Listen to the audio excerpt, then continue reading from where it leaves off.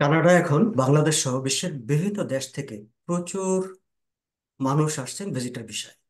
এবং ভিজিটর ভিসায় যারা আসছেন তাদের মধ্যে সবচেয়ে বেশি যে বিষয়টি আলোচনা হচ্ছে সেটি হচ্ছে যে ভিজিটর ভিসায় এসে কানাডায় থেকে যাওয়া যায় কিনা, কিংবা অনেকে পলিটিক্যাল অ্যাসাইলাম ফাইল করছেন এবং পলিটিক্যাল অ্যাসাইলাম ফাইল করাটাকেই মনে করছেন যে এটি হয়তো ইমিগ্রেশন বা কানাডার ইমিগ্রেশন, এটাই বোধহয় একমাত্র প্রসেস। আসলে বিষয়গুলো কি? এবং এই যে পলিটিক্যাল অ্যাসাইলাম ফাইল করা, এরপরে আসলে কি, এর প্রক্রিয়াটা কি, কিংবা কারো যদি অ্যাসাইলাম অ্যাকসেপ্টেড না হয় তাহলে পরে কি হবে, এসব বিষয় নিয়ে আমরা কথা বলবো। কথা বলার জন্য আজকে আমন্ত্রণ জানিয়েছি শাহনাজ পারভীন। আপনারা বাংলাদেশের কমিউনিটিতে যারা থাকেন তারা সবাই তাকে চিনেন। Shahnaz Parveen licensed immigration consultant এবং আইআরবি। তিনি রিফিউজি বোর্ড এবং আইআরসিসি দুটো জায়গায় কাজ করেন। সো আজকে তার কাছ থেকে আমরা এই বিষয়গুলো নিয়ে শুনবো। শাহনাজ পারভীন, আপনাকে স্বাগত জানাচ্ছি আজকের আলোচনায় এবং অনেক ধন্যবাদ জানাচ্ছি আপনি আমাকে সময় দেওয়ার জন্য। আপনাকে অনেক ধন্যবাদ। এবং যে বিষয়টা আপনি ইতিমধ্যে বলে ফেলেছেন, আমার কাছে মনে হয় যে এটা একটা hot topic of the city or of the country বলা যেতে পারে। So I am really happy যে এরকম একটা আলোচনায় আমি অংশগ্রহণ করতে পারছি। Thank you very much. আমরা যদি ঠিক এইভাবে শুরু করি যে রিফিউজি বা রাজনৈতিক আশ্রয়, পলিটিক্যাল অ্যাসাইলাম, এই বিষয়টা আসলে কি? কারা কানাডায় রাজনৈতিক আশ্রয় বা রিফিউজি হিসাবে প্রোটেকশন পাওয়ার জন্য বিবেচিত হতে পারেন, এবং এর জন্য কি কোনো বিশেষ যোগ্যতার প্রয়োজন হয়? যদি হয় তাহলে সেই যোগ্যতাটা কি? আচ্ছা, অনেকগুলো প্রশ্ন সাগর ভাই, আমি চেষ্টা করব যে আপনি সবগুলো আহ, প্রশ্নকেই টাচ করে যাওয়ার জন্য। আপনি প্রথমেই কথাটা বলেছেন যে রাজনৈতিক আশ্রয়। আসলে কানাডিয়ান ইমিগ্রেশনের যে প্রোগ্রামটা, এটাকে বলা হয় অ্যাসাইলাম এন্ড রিফিউজি প্রোটেকশন। শুধুমাত্র এখানে নট নেসেসারিলি যে একজন রাজনৈতিক আশ্রয়ই চাইবে। মূল বক্তব্যটা যেটা এই প্রোগ্রামের, সেটা বা কি রিকোয়ারমেন্টস, এলিজিবিলিটির প্রশ্ন আপনি বলেছেন। কি যেটা, সেটা হচ্ছে যে মাই life was not safe in my home country. সেটা যে কোনো কারণ হতে পারে, সেটা রাজনৈতিক কারণ হতে পারে, সেটা কোনো ব্যক্তিগত কারণ হতে পারে, সমষ্টিগত কোনো কারণ হতে পারে, ধর্ম রিলেটেড কোনো কারণ হতে পারে। যে কোনো কারণ, যে কোনো কারণে ওই ব্যক্তির জীবন তার দেশে নিরাপদ নয়। সুতরাং সে কানাডা একটা ওয়ান অফ দ্য কান্ট্রিজ যারা এই ধরনের মানুষকে নিরাপত্তা দিয়ে থাকে। সুতরাং ওনারা কানাডায় আসছেন, এবং ওই কারণগুলো যদি থাকে, যেটা আমি বললাম, শুধুমাত্র রাজনৈতিক নয়, আরো যে কোনো কারণে তার জীবন নিরাপদ নয় এবং উনি প্রোটেকশন চাচ্ছেন। এটা হচ্ছে একটা বিষয়। আপনি এলিজিবিলিটির কথা যদি বলেন, সুতরাং একটাই এলিজিবিলিটি ক্রাইটেরিয়া, সেটা হচ্ছে যে আমার জীবন নিরাপদ নয়, regardless of that person's financial condition, educational condition, আপনার work experience, language proficiency, it doesn't matter. একটাই বিষয়, সেটা হচ্ছে আমার জীবন নিরাপদ নয়, প্লিজ আমাকে প্রোটেকশন দাও। এটা হচ্ছে আপনার প্রথম এখন আমরা রিকোয়ারমেন্ট। দেখতে পাচ্ছি যে বিপুল সংখ্যক মানুষ কেবল বাংলাদেশ থেকে নয়, বিশ্বের বিভিন্ন দেশ থেকে কানাডায় আসছেন এখন ভিজিটর ভিসা, এবং এসে তারা রাজনৈতিক আশ্রয় চাচ্ছেন। জি। অনেকেই এই যে ভিজিটর ভিসা এসে পলিটিক্যাল অ্যাসাইলামকে ইমিগ্রেশন প্রসেস হিসাবে বিবেচনা করছে। জি। এটা কি ঠিক? ঠিক বেঠিক বলার আগে আমি আপনার আগের প্রশ্নের একটু ব্যাখ্যা দিতে চাই। কারণ আপনি যেটা বলেছেন সেটা হচ্ছে যে ভিজিটর ভিসায় মানুষ এখানে আসছেন, এবং এসে বিপুল সংখ্যক মানুষ আসছেন, সেটার জন্যই বোধহয় আমাদের আজকের এই আলোচনা। কারণ কেনেডিয়ান ইমিগ্রেশনের এই প্রোগ্রামটা ছিল দীর্ঘদিন থেকে, তাহলে আজকে আমরা কেন আলোচনা করছি? সেটা হচ্ছে প্রচুর মানুষ আসছেন, ওনারা ক্লেম করছেন। এবং আপনার প্রশ্ন হচ্ছে যে আদৌ এটা সঠিক কিনা। তো সঠিকের উত্তরটা আমি পরে দিই। প্রথম কথাই বলবো, যে পরিমাণে আলোচনা হচ্ছে সেই পরিমাণে কিন্তু রেফুজি আসছে না। দ্যাট ডাজন্ট মিন যে আমি কাউকে এনকারেজ করছি যে আসো এবং ক্লেম করো। আমি যদি একটু স্ট্যাটিস্টিক্স খুব দ্রুত দেখিনি, যে আপনি জানেন যে 2024-এর কোনো স্ট্যাটিস্টিক্স আমাদের কাছে নেই, 2023-এর যদি আমি দেখি। এবং আপনি এই কথাটাও বলেছেন যে অন্যান্য দেশের মতন বাংলাদেশ থেকেও প্রচুর মানুষ আসছে এবং ক্লেম করছে। বিশেষ করে আপনি যদি বাংলা অধ্যুষিত এলাকাগুলোতে যান, সেই জায়গাটায় আপনি দেখবেন যে প্রচুর নতুন মানুষ আসছে এবং ক্লেম করছে।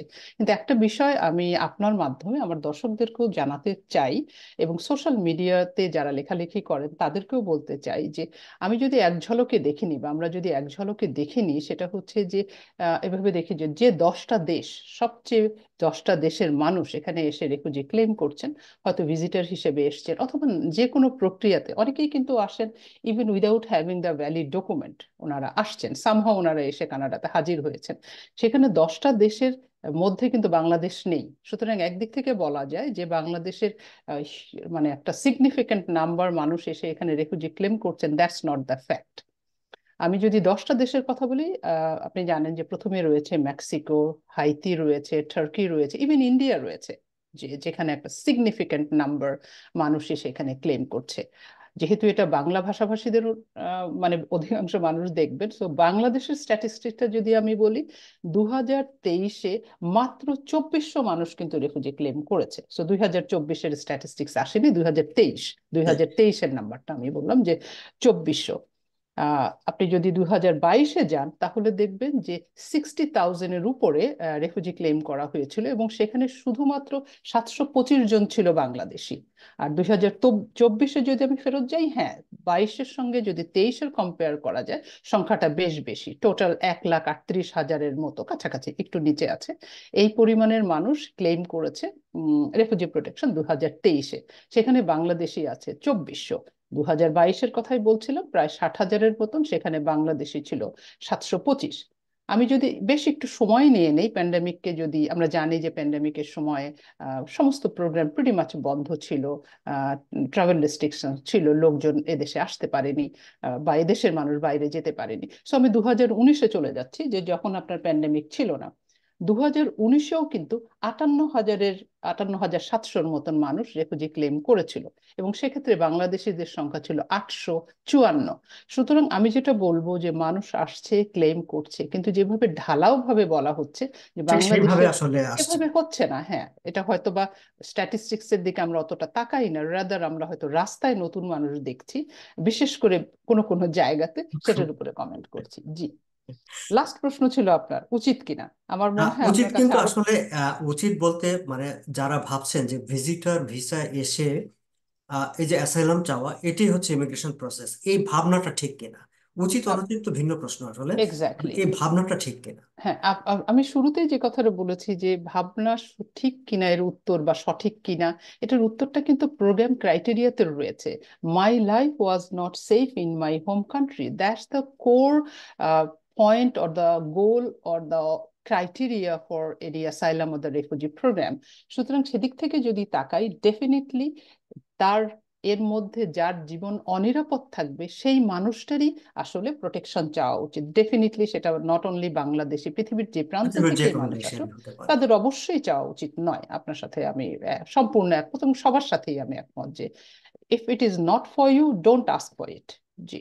এবং এই যে প্রোটেকশন চাওয়ার প্রসেসটা, যেটাকে আমরা অ্যাসাইলাম প্রসেস বলি কিংবা রাজনৈতিক আশ্রয় প্রসেস বলি, যেভাবে আমরা বলি না কেন, এই জি। প্রোটেকশন চাওয়ার প্রসেসটা আসলে কি? একজন যদি সিদ্ধান্ত নেন তিনি কানাডায় একটা প্রোটেকশন চাইবেন, পলিটিক্যাল অ্যাসাইলাম সিক করবেন, তাহলে তিনি সেটি কিভাবে করবেন? মূলত আমি বলবো যে দুটো প্রক্রিয়াতে একজন অ্যাসাইলাম বা রেফুজি ক্লেম করতে পারেন। একটা হচ্ছে পোর্ট অফ এন্ট্রি, এটা হতে পারে এয়ারপোর্ট, এটা হতে পারে সি পোর্ট, এটা হতে পারে যে কোনো বর্ডারে। একজন এসে সে সারেন্ডার করবে যে my life, again my life was not safe, fear of prosecution আমার রয়েছে, সো আই নিড প্রোটেকশন। এটা হচ্ছে আপনার পোর্ট অফ এন্ট্রিতে।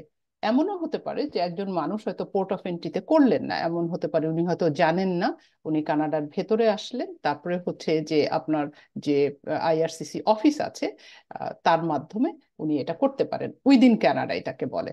এখন আর যেহেতু আমরা জানি যে ক্রমশ আমরা ইন পার্সন থেকে ভার্চুয়াল যুগে মুভ করছি, সুতরাং এই ক্লেমটা আপনার অনলাইনে করতে হয়। সুতরাং দুটো জায়গায় করা যায়, একটা পোর্ট অফ এন্ট্রিতে করা যায়, সেটা হচ্ছে আপনার ভেরি মাচ ইন পার্সন। আর একটা হচ্ছে যে কানাডার ভেতরে উনি চলে এলেন, উনি কোনো পোর্ট অফ এন্ট্রিতে করেননি, সেক্ষেত্রে অনলাইন সাবমিশন। এবং এই জায়গাটায় যে পোর্ট অফ এন্ট্রিতে সাবমিশন করা অথবা কানাডায় এসে তারপরে সাবমিশন করা, এই দুটার মধ্যে কি কোনো মানে সিদ্ধান্ত গ্রহণ প্রক্রিয়ায় কোনো প্রভাব বিস্তার করে? সিদ্ধান্ত গ্রহণে কোনো প্রভাব বিস্তার করে না, তবে প্রক্রিয়াগতভাবে কিছুটা পার্থক্য রয়েছে। যেমন ধরেন, যিনি পোর্ট অফ এন্ট্রিতে করছেন তাকে একটা সময়সীমার মধ্যে ফেলে দেওয়া হয়, অর্থাৎ উনি যেদিন ক্লেমটা করলেন সেদিন শুধুমাত্র ওনার বেসিক কিছু ইনফরমেশন নেওয়া হয়েছে, এবং of course everything will be recorded or was recorded, এবং তাকে যে ডকুমেন্টগুলো দেওয়া হয় দিয়ে বলে দেওয়া হয় within 45 days you have to submit your complete application package via online. এখন আর যেটা আমি বললাম ইন পার্সন থাকছে না, ডাজন্ট ম্যাটার সে ওখানে করে এসছে, সুতরাং খানিকটা অংশ সে ইন পার্সন করেছে, but rest of the application process he or she has to submit via online. সেক্ষেত্রে একটা সময়ের সীমারেখা রয়েছে উইদিন 45 ডেজ। আর জিনিস পোর্ট অফ এন্ট্রিতে করছেন না, তার জন্য পার্থক্যটা শুধু এটা যে ওরকম কোনো সময় বেঁধে দেওয়া নাই, বাট প্রিটি মাচ প্রক্রিয়াটা একই, যে উনি অনলাইনে সাবমিট করবেন। এখন আমরা যদি এই বিষয়টা একটু জানতে চাই যে একজন তিনি পোর্ট অফ এন্ট্রিতে সাবমিট করেন অথবা এসে অনলাইনে সাবমিট করেন, টোটাল প্রসেসটা সম্পন্ন হতে, একটা ডিসিশন হতে কি পরিমাণ সময় লাগে? এই জায়গাটা আসলেই আমি কথা বলতে চাই, কারণ আমি রেফুজি ক্লেম প্রক্রিয়ার সঙ্গে আমার মনে হয় মোর দেন এ ডিকেড আমি কাজ করছি। সো আমি আসলে এর অনেক পরিবর্তন দেখেছি রেফুজি প্রোগ্রামের বা সাইলেম প্রোগ্রামের, কানাডিয়ান এই প্রোগ্রামটাতে আমার মনে হয় যত বেশি পরিবর্তন হয়েছে অন্য প্রোগ্রামের বোধহয় এতটা হয়নি। সো শুরুতে যেটা ছিল আমরা জানি যে একজন মানুষ ক্লেম করার পরে সেটা উনি বর্ডারেই করেন, পোর্ট অফ এন্ট্রিতেই করেন অথবা ইন কানাডাতে করেন, 5 বছর 6 বছর লেগে গিয়েছে একটা সিদ্ধান্ত নিতে। তো একটা সময় এলো, আই এম টকিং অ্যাবাউট 2015 এর এরকম সময়, 14 না 12, অ্যাকচুয়ালি 12-এ শুরু হয়েছে, আমরা ইমপ্লিমেন্টেশনে পেয়েছি অ্যারাউন্ড 13-14 এর দিকে। সেটা হচ্ছে যে এই যে দীর্ঘ সূত্রতা যে আপনার 5 বছর 6 বছর লাগবে, আপনি শুনলে বিস্মিত হবেন বা অবাক হবেন খানিকটা, সেটা হচ্ছে এটাকে কমিয়ে আনা হয়েছিল within 45 days and 60 days. 45 days ছিল সেই সমস্ত দেশের জন্য যাদেরকে বলা হতো ডেজিগনেটেড কান্ট্রিজ, সুতরাং তারা তুলনামূলকভাবে safer, they are not safe but safer country. কিন্তু রেস্ট অফ দ্য কান্ট্রিজ, যেটার মধ্যে বাংলাদেশ পড়তো, সেখান থেকে একজন এসে যদি ক্লেম করতো তাহলে উইদিন 60 ডেজ এর মধ্যে আমরা হিয়ারিং ডেট পেতাম। সো আমার এরকম প্রচুর ক্লায়েন্ট আমি পেয়েছি যে হয়তো বা আমি সাবমিট করেছি, হয়তো আমি 45 ডেজ 47 ডেজ বা 50 ডেজে আমি হিয়ারিং ডেট পেয়েছি, এবং অন দ্য স্পট যখন আমি ডিসিশন পেয়েছি। সুতরাং ইট ওয়াজ এ হিউজ শিফট যে একজন এলো, আফটার 50 ডেজ সে প্রোটেক্টেড পার্সন অথবা কনভেনশন রেফিউজির স্ট্যাটাসটা পেয়ে যাচ্ছে, and then that person can apply for PR application. কিন্তু এখন যদি আপনি আমাকে জিজ্ঞাসা করেন সময়টা কত লাগে, সো এখানে যেটা হয় সেটা হচ্ছে যে ধরা বাঁধা কোনো নিয়ম বলে দেওয়া নাই এতটা সময় লাগবে সময়ের ব্যাপারে। তবে অন্টারিওর জন্য আমার যে অভিজ্ঞতা, নোভা স্কশিয়া, অ্যালবার্টা বা আমি যদি ক্যালগেরিতে যাই, এই অভিজ্ঞতাগুলো আমার একেবারে different in terms of processing time. প্রসেসটা অফকোর্স অ্যাবসলিউটলি সেম, কিন্তু প্রসেসিং টাইম অন্টারিওর জন্য আমি এক্সপেক্টই করতে পারি না যে আজ যদি আমি কোনো অ্যাপ্লিকেশন প্যাকেজ জমা দিই, before 1 year I will get the hearing date. কিন্তু আমি যদি বিসি, আমি যদি নোভা স্কশিয়া, আমি যদি ক্যালগেরিতে চলে যাই, তাহলে এই প্রসেসিং টাইমটা আমার জন্য আমি 6-7 মাসে গিয়ে হয়তো আমি একটা এক্সপেক্ট করবো যে I will get the hearing date. কারণ হচ্ছে in terms of the number of application, এবং আপনার আরপিডি তে যারা আছেন, মেম্বার যারা আছেন, রেফিউজি প্রোটেকশন বোর্ডে যারা আছেন, সুতরাং এত ট্রাফিক এখানে যে ওনারা আসলে হিমশিম খাচ্ছেন। তাহলে যদি আমি টোটাল টাইমটা ধরতে চাই, যে আপনি হয়তো বললেন যে অন্টারিওতে 1 বছরের আগে আমরা হিয়ারিংই পাচ্ছি না, জি। আমরা হিয়ারিং পেলাম, তারপরে আমরা টোটাল টাইমটা শুনতে চাবো, এবং একই সঙ্গে যদি আপনি একটু এক্সপ্লেন করেন যে এই প্রসেসটা, মানে হিয়ারিং হলো তারপরে কি? প্রথম কথা হচ্ছে যে let's talk about hearing date, কারণ হচ্ছে যেটা আমি বলেছি প্রসেস একদমই এক, শুধুমাত্র আপনার টাইমিং একটা, ঠিক আছে? সো যখন আমরা অ্যাপ্লিকেশনটা জমা দিই তখন হচ্ছে সেই পার্সনটা কিন্তু রেফিউজি ক্লেইমেন্ট, সুতরাং সরকার এখনো কোনো সিদ্ধান্ত নেয়নি। সো আমি যদি ধরে নিই যে ওনার হিয়ারিং ডেট পেলেন ইদার 6 মাস আর 1 বছর পরে, সেখানে হচ্ছে সাধারণত একটা হাফ ডে বা 3.5 ঘন্টার একটা হিয়ারিং হয়।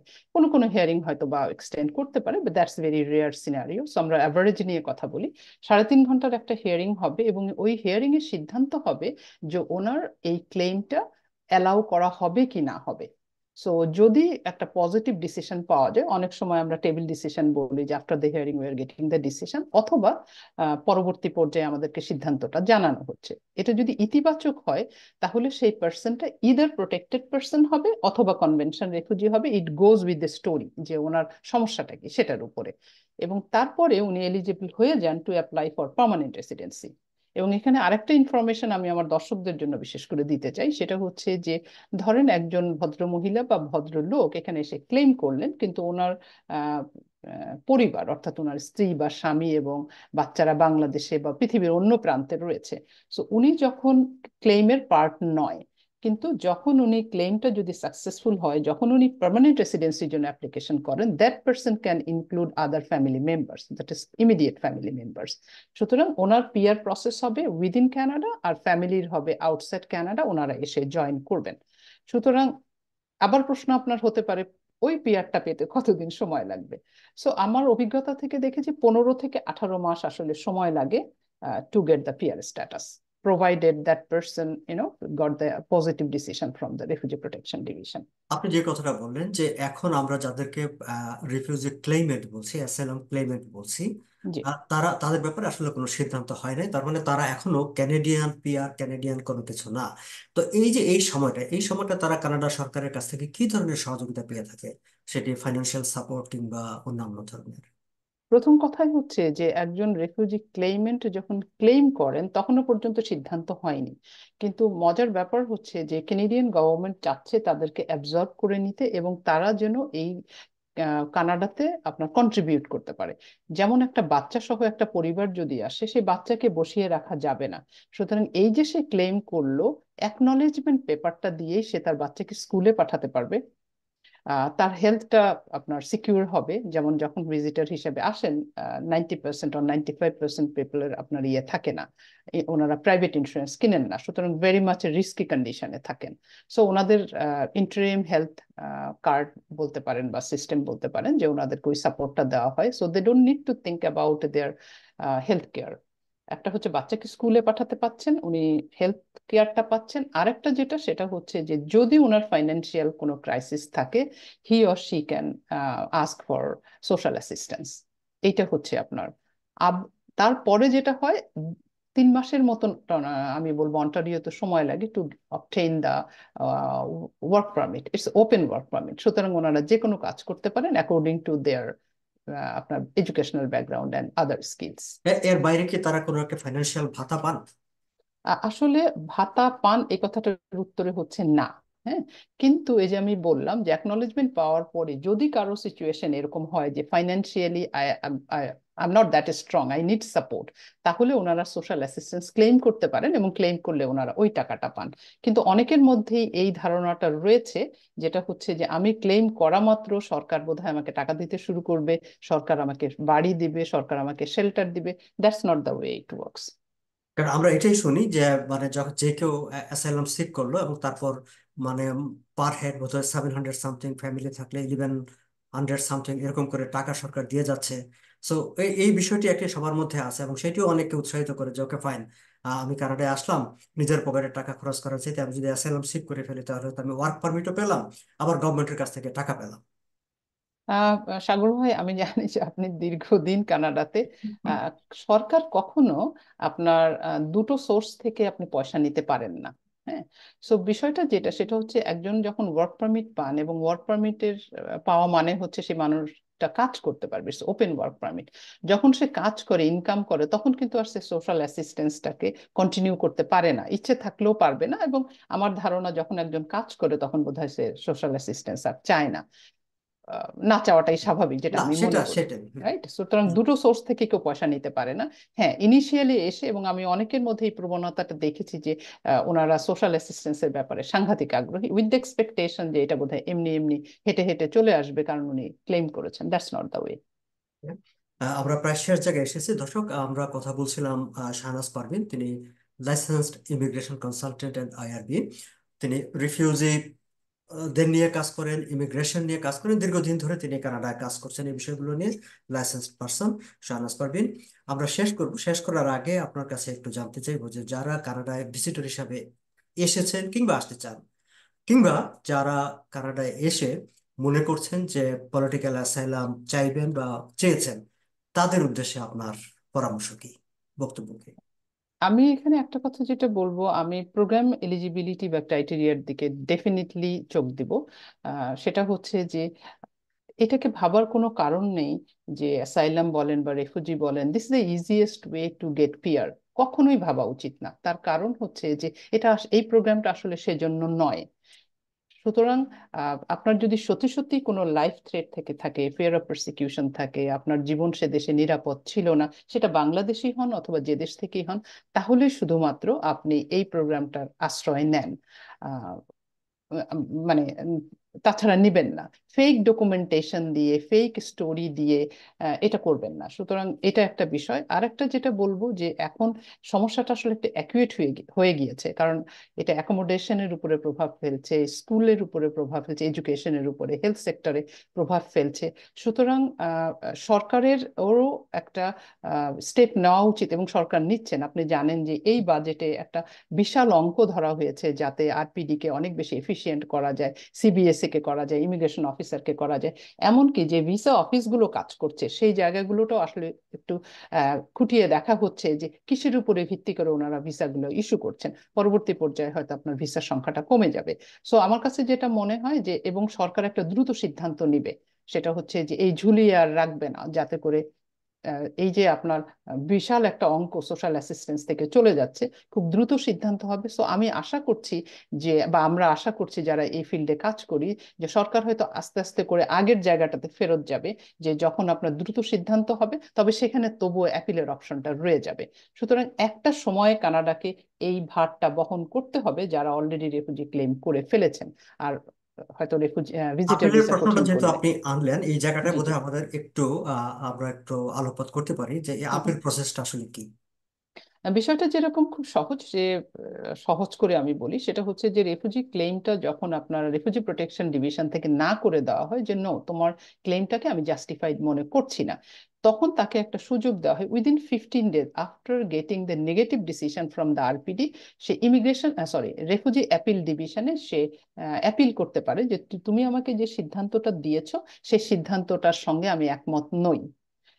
সুতরাং সেই অ্যাপিল ডিভিশন একটা সিদ্ধান্ত নিবে। যদি অ্যাপিল ডিভিশন সিদ্ধান্ত নেয় যে হ্যাঁ ঠিক আছে, আরপিডি যে সিদ্ধান্ত নিয়েছে সেটা সঠিক ছিল না, আমরা এটাকে একসেপ্ট করছি, তাহলে সেই পার্সন আবার ওই প্রক্রিয়া চলে যাবে পিআরএ। আরেকটা কথা বলবো, যেহেতু আমি অ্যাপিল নিয়ে কথা বললাম, আমি যদি না বলি তাহলে অসম্পূর্ণ রয়ে যায়। অ্যাপিলেও যদি না হয়, এরকমও তো হতে পারে যে জি। অ্যাপিল ডিভিশন আপনার আরপিডির ডিসিশনটাকেই বলেছে যে okay, that's the correct decision and আমরা we are very much with that decision. সেক্ষেত্রে ওই অ্যাপ্লিকেন্টের সুযোগ থাকে ফেডারেল কোর্টে যাওয়ার, which is called judicial review. This way or that way আমি বলবো যে সরকার যে রেফুজি প্রোগ্রামের ক্ষেত্রে যে স্টেপগুলো আছে আমাদের বর্তমানে, যদি এটার আমূল পরিবর্তন না করে, তাহলে বর্তমানে যে নিয়ম আছে তাতে খুব দ্রুত এই সমস্যার সমাধান হবে বলে আমার কাছে মনে হয় না। কারণ একজন সাধারণত আমি যেটা দেখেছি যে আরপিডিতে যখন সে ইতিবাচক সিদ্ধান্ত পায় না, তখন সে অ্যাপিল ডিভিশনে যায়, রেফুজি অ্যাপিল ডিভিশনে। সেখানেও যদি না হয় সে ফেডারেল কোর্টে যায়, এবং ইন দ্য মিন টাইম সে এলিজিবল হয়ে যায় প্রি রিমুভাল রিস্ক অ্যাসেসমেন্ট, আরেকটা প্রোগ্রাম, হিউম্যানিটেরিয়ান গ্রাউন্ডে যাওয়ার। সুতরাং আমার কাছে মনে হয় যে এটা শুধুমাত্র একটা হিয়ারিং দিয়েই এই অ্যাসাইলাম সিকার অথবা রেফুজি ক্লেইমেন্টদেরকে আপনি দেশে পাঠিয়ে দিবেন বা ডিপোর্টেশন অর্ডার ইস্যু করবেন, এভাবে বোধহয় কাজ হবে না। It needs a minimum time to give them even a decision. একটা ডিসিশন নিলে সে পরের দরজা নক করবে। এই এই বিষয়গুলো নিয়ে আমরা আবার আলাদা করে কথা বলবো, কারণ এগুলো খুবই ইন্টারেস্টিং বিষয় এবং জরুরি বিষয়। আমার মনে হয় যে আমাদের বাংলাদেশ থেকে যারা আছেন কিংবা আমরাও যারা, আমাদের অনেকেরই এই বিষয়গুলো জানা দরকার। সো এই বিষয়গুলো নিয়ে আপনার সঙ্গে আমরা আবার আলাদা করে একটা আলোচনার আয়োজন করব। দর্শক, আজ এই পর্যন্তই। আমরা কথা বলছিলাম Shahnaz Parveen, licensed immigration consultant, এবং তিনি রিফিউজি বোর্ডেও কাজ করেন দীর্ঘ বছর ধরে, মানে মোর দ্যান ডিকেড তিনি নিজে বলছিলেন। সো আহ, আজকে আমরা মানে মূলত যারা কানাডায় এসে রিফিউজি ক্লেম করেন এবং রিফিউজি ক্লেমেন্টের যে প্রসেসটা, সেই প্রসেসটা নিয়ে কথা বললাম। সামনে আরো অন্যান্য বিষয় নিয়ে কথা বলবো। আহ শাহনাজ পারভীন, আপনাকে অনেক অনেক ধন্যবাদ আমাকে সময় দেওয়ার জন্য এবং আমাদের দর্শকদের উদ্দেশ্যে আপনার এসব মূল্যবান পরামর্শগুলো তুলে ধরার জন্য। এবং আপনারা যারা শুনলেন বা শুনবেন সামনে, আপনাদের সবাইকে ধন্যবাদ। আপনাকে অনেক ধন্যবাদ। আমার ভালো লাগছে যে এই বিষয়টা নিয়ে আমি কথা বলতে পেরেছি। ধন্যবাদ সবাইকে।